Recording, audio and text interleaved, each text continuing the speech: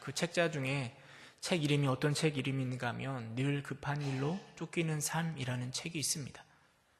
이 책은 제가 생각할 때 늘 바쁘게 정신없이 살아가는 우리들이 꼭 한 번쯤은 읽어봐야 할 책이 아닐까 생각되어집니다.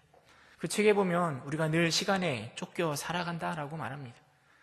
수없이 많은 해야 할 일들, 그 일들로 인하여서 우리는 늘 쫓기고, 그리고 그 쫓김으로 인하여서 우리는 조금씩 지쳐간다라고 책이 말합니다.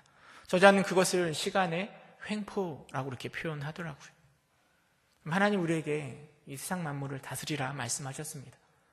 다스려야 되는 것 중에 시간도 포함되어 있는 것입니다. 그리고 우리는 그 시간을 잘 다스려야 되고 관리해야 됩니다. 근데 시간은 참 특이한 게, 이걸 시간을 우리가 느리거나 줄일 수가 없습니다. 조금 저장해 두었다가 필요할 때 꺼내 쓸 수도 없습니다. 다른 사람에게 빌려줄 수도 없습니다.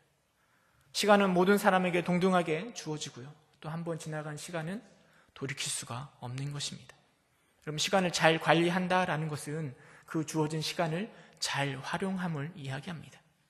근데 우리는 급한 일에 산적해 있습니다. 그래서 그 급한 일을 감당하느라 정말 우리가 해야 할 중요한 일을 잊고 살아갈 때가 참 많은 것 같습니다. 때론 중요한 것이 무엇인지도 잘 알고 있음에도 불구하고 당장 급한 불을 꺼야 한다라는 생각 때문에 그 중요한 일을 놓치고 살아가는 경우도 허다합니다. 그런 의미에서 시간 관리는, 특별히 하나님을 섬기는 우리 그리스도인들에게 있어서 시간 관리라고 한다면 그리스도의 주권 아래서 정말 중요한 것들, 꼭 우리가 행해야 할 일들을 찾아 그것들을 실천하는 것이 바로 시간 관리의 참 모습이라 생각되어집니다. 오늘은 특별히 성전을 재건하는 이스라엘 백성들의 모습을 통해서요, 우리의 모습을 다시금 생각해보고 도전받길 원합니다. 중요하지 않지만 지금 당장 해야 할 급한 일 때문이 아니라 우리가 믿는 자로서 반드시 해야 할 일이 무엇인지를 생각해보고 그 일에 도전하고 또 은혜를 나눌 수 있는 시간 될 수 있기를 간절히 소망합니다. 지난주에 제가 설교할 때요, 하나님이 바로 우리 역사의 주관자라고 말씀드렸습니다. 이스라엘 백성들이요, 70년 만에 포로에서 귀환하고 그리고 성전을 재건할 수 있었던 건, 이건 전적인 하나님의 은혜입니다. 특별히 하나님은 바사왕 고레스를 통해서 귀환할 뿐만 아니라 성전 재건하는 일도 허락했습니다. 더군다나 고레스는 성전 재건을 위한 물품들도 이스라엘 백성들에게 주었습니다. 에스라 1장 4절에 보면 이렇게 기록합니다. 그 남아있는 백성이 어느 곳에 머물러 살든지 그곳 사람들이 마땅히 은과 금과 그 밖의 물건과 짐승으로 도와주고 그 외에도 예루살렘에 세울 하나님의 성전을 위하여 예물을 기쁘게 드릴지니라. 이건 정말 기적과 같은 일입니다. 포로 귀환뿐만 아니라 성전 재건을 위해서 필요한 물품들을 고레스가 제공해 주겠다라고 약속하고 있는 것입니다. 이것은 하나님이 하시지 않았다면 이건 불가능한 일입니다. 이렇게까지 하나님께서 성전 재건에 공을 들이시는 이유는 하나님의 소망함이 무엇인가 하면 이스라엘 백성들이 70년 만에 포로로 귀환하고 나서 바로 성전 짓기를 하나님이 기대하고 또 그것들을 소망하고 계셨던 것 같습니다. 여러분, 그렇다면 먼저 생각해 봐야 될 건 무엇인가 하면 성전이 무엇인가 생각해 볼 필요가 있는 것 같습니다. 도대체 성전이 무엇이기에 하나님은 그토록 고레스를 통하여서 성전 건축에 필요한 물자까지 제공해 주면서 이스라엘 백성들이 포로 귀환 이후에 성전 재건하기를 소망하셨을까요? 최초의 성전이 솔로몬이 지은 성전입니다. 솔로몬은 성전을 건축하고 나서 하나님 앞에 봉헌식을 했었는데요, 그때 솔로몬의 고백이 무엇인가 하면 열왕기상 8장 27절에 이렇게 이야기합니다. 하나님이 참으로 땅에 거하시리이까 하늘과 하늘들의 하늘이라도 주를 용납하지 못하겠거늘 하물며 내가 건축한 이 성전이오리까 라고 이야기합니다.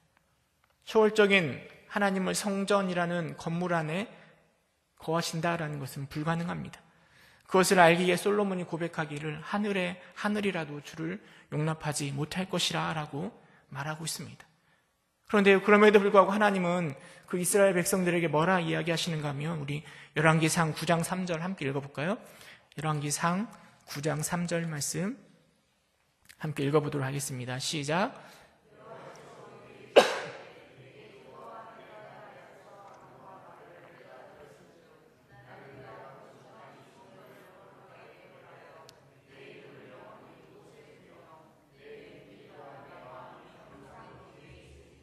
아멘.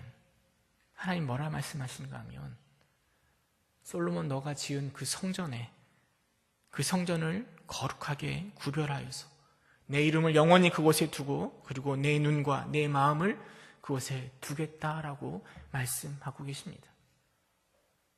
물론 하나님은 성전 그 안에만 거하시는 건 아닙니다. 그럼에도 불구하고 하나님은 솔로몬이 건축한 그 성전의 의미를 더하여 주시고 이렇게 내가 너희와 함께함을 하겠다라고 말씀하고 계시는 것입니다. 솔로몬은 백성들에게 축복하며 권면하기를 이 성전의 중요성에 대해서 강조를 하는데요. 나중에 한번 열왕기상 8장 54절에서 61절 한번 읽어보시기 바랍니다. 거기에 보면 왜 성전이 중요한가 세 가지로 요약해서 이야기합니다. 성전은 바로 하나님의 임재의 상징입니다. 그래서 우리는 성전을 통해서 하나님이 우리와 동행하심을 떠나지 않으심을 인식할 수 있다라는 것입니다. 두 번째로 성전은 우리의 마음이 하나님을 향하도록 돕는다라는 거예요. 성전을 바라볼 때마다 우리가 늘 맞아, 내가 하나님을 바라봐야지, 하나님이 나와 동행하시지라는 것을 깨닫게 해는 것이 바로 성전이라고 솔로몬이 이야기합니다. 세 번째로 솔로몬은 성전을 통해서 우리 이스라엘 백성들이요, 하나님이 오직 하나님이 우리의 하나님 되심을 알게 해준다라는 것입니다. 다른 이는 없고 다른 신은 없고 오직 하나님만이 우리의 주 되심을 성전을 통해서 알게 해준다라는 것입니다. 여러분, 이스라엘 백성들에게 있어서 성전이라면 한마디로 요약하면 그것은 바로 하나님과의 관계를 형성할 수 있는 가장 기본이 되는 곳이라 말할 수 있습니다. 그러기에 하나님은 이스라엘 백성들이 포로에서 귀환한 이후에 바로 그 성전 세워지기를 원하셨던 것입니다. 이런 하나님의 성전 재건에 대한 강한 의지와 성전의 의미를 잘 알고 있었던 이스라엘 백성들은 뭐라고 고백하는가 하면 에스라 1장 5절에 이렇게 이야기합니다. 이에 유다와 베냐민 족장들과 제사장들과 레위 사람들과 그 마음이 하나님께 감동을 받고 올라가서 예루살렘의 여호와의 성전을 건축하고자 하는 자가 다 일어나니 라고 기록하고 있습니다. 마음의 감동을 받아 성전을 건축하자라는 자가 다 일어서서 포로로 귀환해 오는 것입니다. 하나님의 은혜 가운데 포로로 귀환해 와서 바로 성전 재건하기를 다짐한 것입니다. 그런데요, 귀환하고 나서 현실을 바라보니까 그게 쉽지가 않습니다. 많은 사람들이 성전 재건하는 것에 대해서 반대합니다. 주변의 사람들이 반대가 극심합니다. 물론 먹고 살기도 힘들지만 그들은 그래도 성전 재건하려고 시도를 했을 때 주변의 많은 사람들이 그들을 내버려 두지 않습니다. 심지어는 바사 왕에게 거짓 상소를 올려가지고 결국 성전 재건하는 것을 멈추라는 명령까지 내려온 것입니다. 그 일로 인하여서 성전 재건하는 일이 2년 만에 멈추게 되었고, 이렇게 성전 재건에 멈추는 상태가 무려 16년이라는 세월이 흘러간 것입니다. 왜 이스라엘 백성이라고 성전을 재건해야 된다라는 사실을 모르겠습니까? 중요성을 잘 알고 빨리 재건해야 된다라고 그들은 생각하였을 것입니다. 그런데 한 해, 두 해 지나면서 그들이 스스로 뭐라고 위로하는가 하면 아직 여호와의 전을 건축할 시기가 이르지 않았다라고 핑계 삼고 있는 것입니다. 물론 이스라엘 백성들의 마음이 충분히 이해가 됩니다. 그러나 하나님의 마음은 단호합니다. 학개서 1장 4절에 보면 이렇게 이야기합니다. 함께 읽어볼까요? 학개서 1장 4절 함께 읽겠습니다. 시작. 이 성전이 황폐하였거늘 너희는 이 성전이 황폐하였거늘 너희는 이때 판벽한 집에 거주하는 것이 옳으냐라고 질문합니다. 여러분, 판벽한 집이 무엇일까요? 어떤 번역본은 이 판벽한 집을 호화롭고 멋진 집이라고 번역하기도 합니다. 그러나 제가 생각할 때 이 판벽한 집은 휘황찬란한 어떤 집이라기보다는 집의 모양을 잘 갖추어진 사면이 벽으로 둘러싸여 있고 안정적인 생활이 가능한 집을 의미한다라고 생각되어집니다. 하나님께서 이렇게 말씀하시는 의미는 분명합니다. 그렇게 이스라엘 백성들에게 중요하다고 말해지고 있는 성전은 터가 닦이다가 그렇게 멈추어져 있는데 너희들은 이제 자신들의 집을 짓는 일에, 너희들의 배를 채우는 일에 집중하고 있음을 우리 하나님이 추궁하고 있는 것입니다. 물론 하나님께서도 이스라엘 백성들의 상황을 잘 알고 계실 것입니다. 성전이 없다 한들 하나님께서 그들의 제사를 받지 않으시겠습니까? 성전이 없다 한들 하나님께서 그들과 동행하는 것을 멈추시겠습니까? 그러나 하나님 보시기에 안타까운 것은 흐트러진 그들의 가치관의 순서입니다. 중요한 것이 무엇인지 너무나 잘 알고 있음에도 불구하고 지금 당장 해야 할 일들 때문에 정신없이 살아가는 이스라엘 백성들이 안타까운 것입니다. 그래서 하나님은 그들을 향하여 5절에 이렇게 이야기합니다. 너희는 너희 행위를 살필지어다. 너희는 너희 행위를, 너희의 모습들을 돌아보라라고 말씀하십니다. 그리고 6절은 그 이스라엘 자손들의 모습을 잘 묘사하고 있습니다. 너희가 많이 뿌릴지라도 수확이 적으며 먹을지라도 배부르지 못하며 마실지라도 흡족하지 못하며 입어도 따뜻하지 못하며 일꾼이 삭슬 받아도 그것을 구멍 뚫어진 전대에 넣음이 되느니라. 이게 바로 이스라엘 백성들의 모습입니다. 물을 마시고 싶어서요, 컵에 물을 따를 때 컵을 뒤집어 놓고 물을 따르는 사람은 바보일 것입니다. 그렇게 하면 물은 고이지 않고 주변으로 흐를 뿐입니다. 이스라엘 백성들이 하나님의 축복을 달라고 열심히 간구하였을 것입니다. 아니, 기대하였을 것입니다. 그런데 그렇게 간구하면서도요, 축복을 담아 주실 그릇을 뒤집어 놓고 간구하고 있는 것입니다. 그래서 그렇게 수고하여도 많이 뿌려도 수확이 적고 흡족하지 못하며 구멍 뚫어진 전대에 넣는 것과 같다라고 말씀하고 있는 것입니다. 그리고 나서 하나님께서 1장 8절에 이렇게 이야기합니다. 함께 읽어볼까요? 학개서 1장 8절 시작. 너희는 산에 올라가서 나무를 가져다가 성전을 건축하라. 그리하면 내가 그것으로 말미암아 기뻐하고 또 영광을 얻으리라. 여호와가 말하였느니라. 성전을 건축하라. 무너진 성전을 재건하라. 그러면 이로 말미암아 기뻐하고 또 영광을 얻으리라 라고 하나님께서 단호하게 말씀하십니다. 9절 이하에 보면 포로 귀환 이후에 삶이 왜 이렇게 힘들어졌는지, 궁핍한지 그 이유를 생각해 보라라고 이야기합니다. 하나님이 흩으셨기 때문입니다. 9절에 보면 내 집이 황폐하였으되 너희는 각각 자기의 집을 지키하여 빨랐던 너희로 말미암아 그런 궁핍함이 임한다라고 이야기합니다. 10절에 그러므로 하늘은 이슬을 그쳤고 땅은 산물을 그쳤으며 11절에 보면 모든 일에 한재가 하나님이 들게 하셔서 궁핍하게 하셨다라고 말씀하십니다. 믿는 자로서 마땅히 해야 할 일을 감당하지 못할 때 이런 궁핍함이, 어려움들이 그들에게 임하였음을 하나님이 분명하게 말씀하고 계시는 것입니다. 여러분, 성전은 하나님과의 관계를 상징합니다. 축복의 비결이 하나님과의 바른 관계임에도 불구하고 그 관계를 세우지 못하는 자신들의 일에 정신없이 살아간 이스라엘 백성들에게 임할 하나님의 축복은 없는 것입니다. 관계의 회복이 바로 성전의 재건입니다. 이것이 회복되면 이스라엘 백성들에게 하나님의 복도 임할 것입니다. 학기를 통하여 하나님의 말씀을 들은 이스라엘 백성들의 마음이 새롭게 변화되어집니다. 멈추었던 그 성전 재건하는 일을 다시 도전하고자 하는 마음이 그들 가운데 생겨납니다. 14절에 보면 이렇게 이야기합니다. 여호와께서 스알디엘의 아들 유다 총독 스룹바벨의 마음과 여호사닥의 아들 대제사장 여호수아의 마음과 남은 모든 백성의 마음을 감동시키매 그들이 와서 만군의 여호와 그들의 하나님의 전 공사를 하였으니, 하나님께서 그들의 마음을, 지도자들의 마음을, 이스라엘 백성들의 마음을 감동시키셔서 16년 동안 멈췄던 그 성전 재건하는 일을 다시 시작하는 것입니다. 14절에 보면 그때가 언제라고 얘기하는가 하면 여섯째 달 24일이라고 이야기합니다. 이 말씀을 할 때가 6월 1일이었는데요. 24일 만에 이스라엘 백성들이 16년 동안 차일피일 미루었던 그 성전 재건하는 일을 다시 시작하는 것입니다. 이렇게 이스라엘 백성들은 그 바쁘고 고달픈 상황 속에서 16년 동안 멈췄던 성전을 재건하는 일을 시작하였는데요. 이 본문을 대하는 우리들은 이 이야기를 어떻게 적용하면 좋을까요?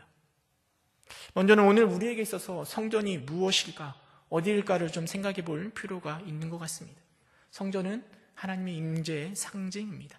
그렇다면 이 신약시대, 아니 오늘날 하나님이 임재하시는 곳은 다른 곳이 아니라 바로 교회 아니겠습니까? 하나님은 교회 가운데 임재하십니다.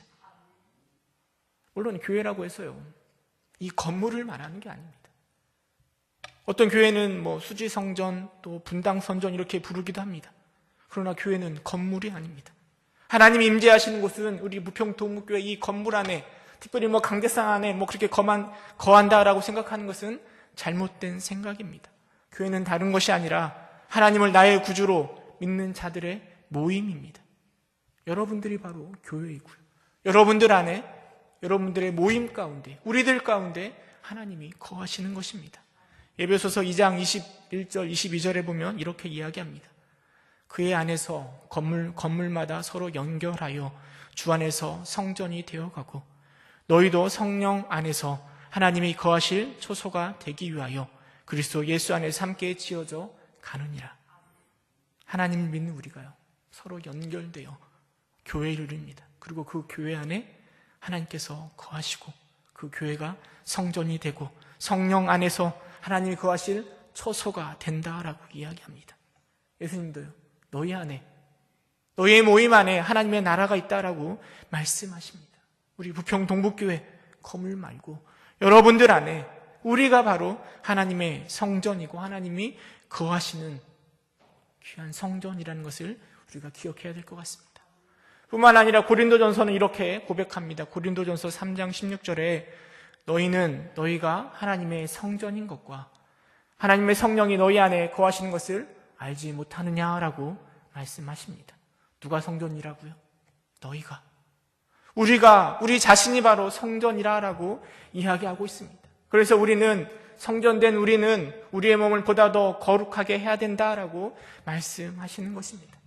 개별적으로 하나님의 형상을 따라 창조되었고요, 예수 그리스도를 나의 구주로 부르는 우리가 바로 하나님이 거하시는 성전이고요, 그리고 이 믿는 자들의 모임, 공동체, 우리 교회가 바로 성전이라는 것입니다.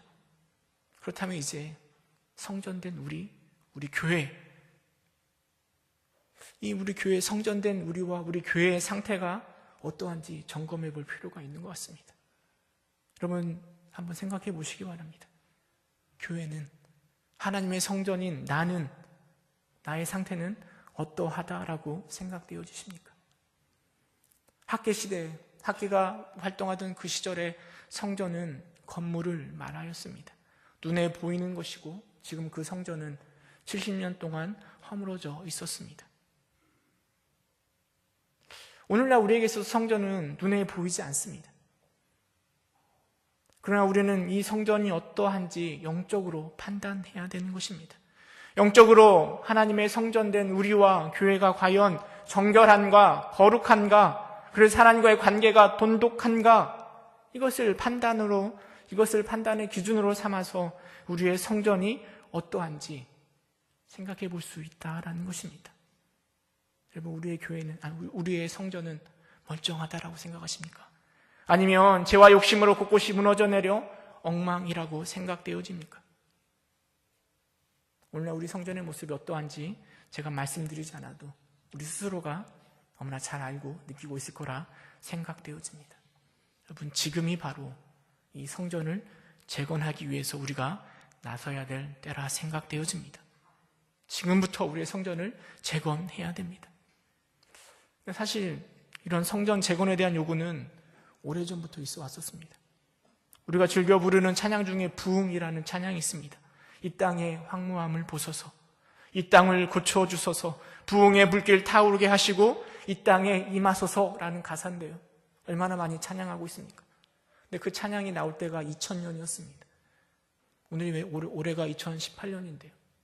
2000년, 그러니까 벌써 20년 전부터 그 찬양을 부르며 우리 성전을 재건해야 된다 이야기해 왔습니다. 2007년에는 어떤 일이 있었는가 하면 평양대부흥 100주년이라고 해서요, 그것을 기념하면서 우리 다시 새롭게 무너진 성전을 재건하자 외쳤던 기억이 납니다.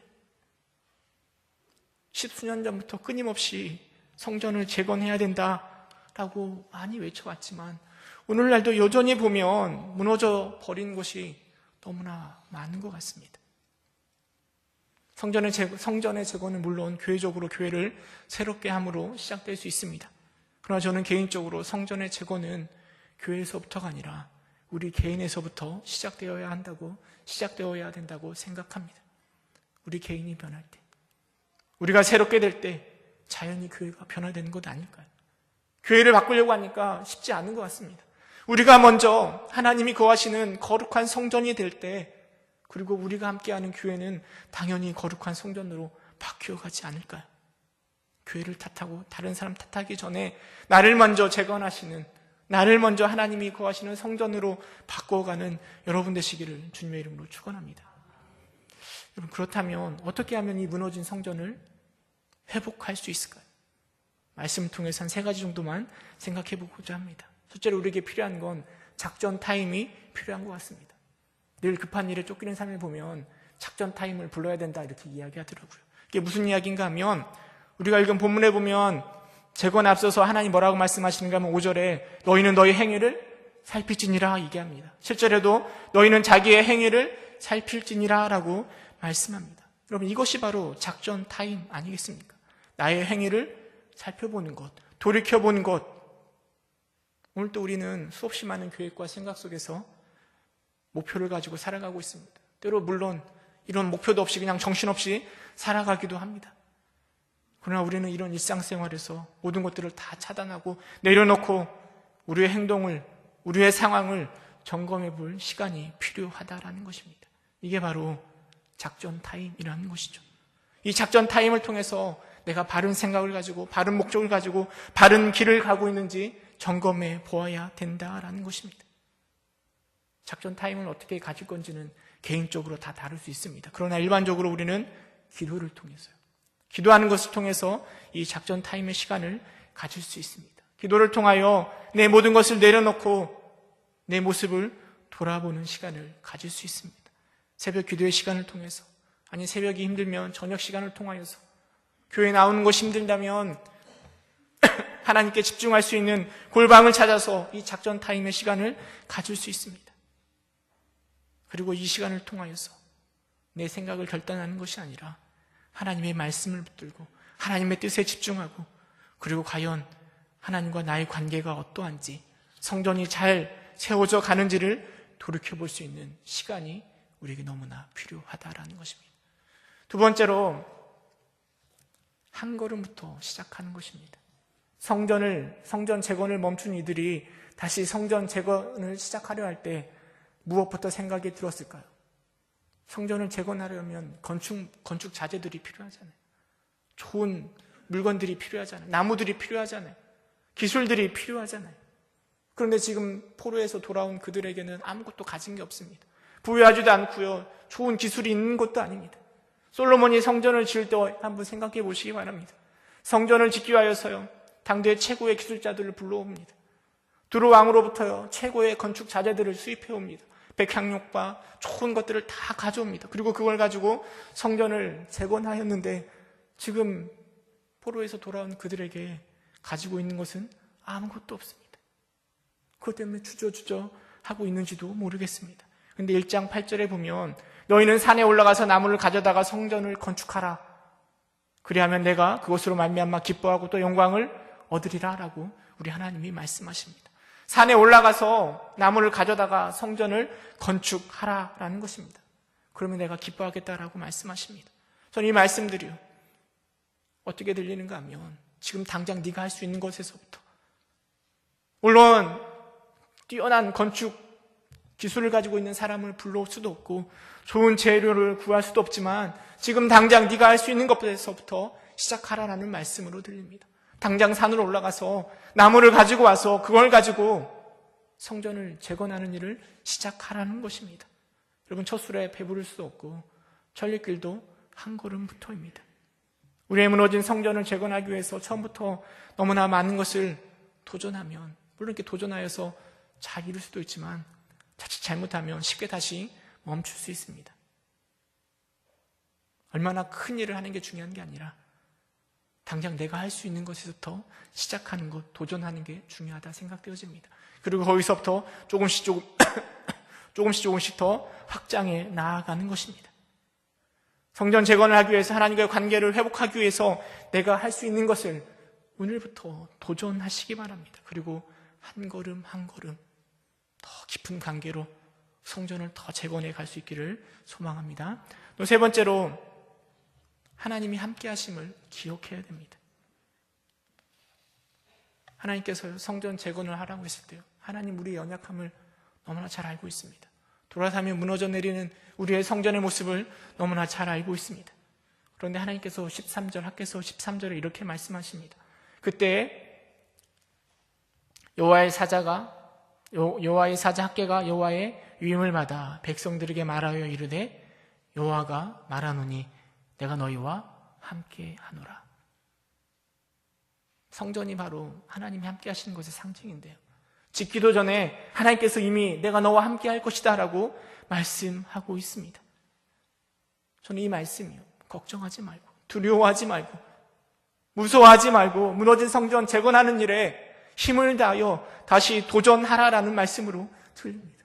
14절에 보면 하나님이 백성들의 마음을, 지도자들의 마음을 감동시켜서 그 일을 감당하셨다라고 기록하고 있습니다. 물론 결심하는 것은 분명 사람들입니다. 그러나 그 안에서조차 하나님은 역사하시는 것이죠. 재료가 부족하고요, 주변의 사람들이 많이 괴롭히고 어려움들이 있을 수 있습니다. 그러나 하나님 우리와 함께 하십니다. 그 하나님을 기대하고 소망하면서, 우리는 연약하고 부족하지만 다시 하나님을 힘입어 성전 재건하는 일에 도전하는 것입니다. 말씀을 맺도록 하겠습니다. 학개시대의 성전만 무너진 것이 아니라 오늘날 우리의 성전도 고칠 것이 투성입니다. 여러 곳이 무너져 내린 상황입니다. 그럼에도 불구하고 우리는 아직 때가 안 되어서라고 핑계대고 있지는 않습니까? 여전히 좋은 집에 살기에, 우리 집 짓기에 정신없이 살아가고 있지는 않습니까? 여러분, 시간을 내어서 우리의 모습을 다시금 돌이켜보시기 바랍니다. 하나님의 마음을 생각해 보시고 어떻게 하면 하나님과의 관계를 보다 더 돈독히 할까 결단하시기 바랍니다. 그리고 우리와 함께 하시는 그 하나님을 기억하시기 바랍니다. 도전하여서 무너진 성전을, 하나님과의 관계를, 그리고 거룩을 회복하시는 여러분 되시기를 주님의 이름으로 축원합니다. 함께 기도하겠습니다. 무너진 성전을 재건하는 일에